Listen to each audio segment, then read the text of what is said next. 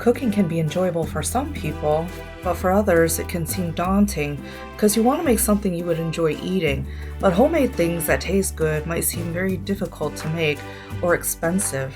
If you can relate, then I hope that my cooking videos can help you make something delicious but doable that you would want to make over and over again.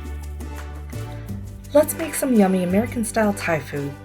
I do think it's helpful to prepare all the ingredients ahead of cooking. It saves time and helps you make sure you have everything you need, reduces the stress of last-minute preparation, and allows you to focus on and practice your knife skills. Cook the onions in some oil. Add the bell pepper and garlic when the onion is just about cooked through. I like to use garlic, which is already prepared minced garlic, because it's so convenient.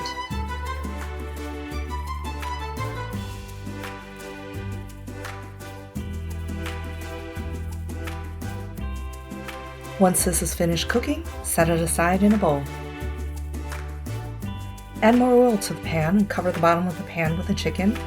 Once it's cooked on the bottom, you can flip the pieces and continue cooking them.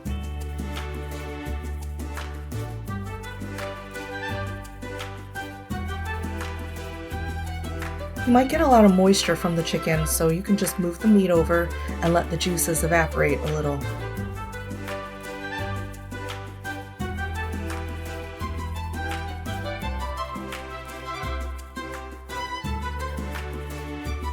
Once the chicken is finished, add the vegetables and the chilies.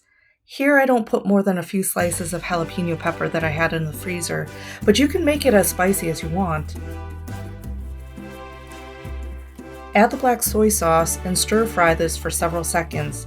Then you could add the fish sauce and the basil and turn off the heat before adjusting the taste with more fish sauce, sweet soy sauce, or white pepper.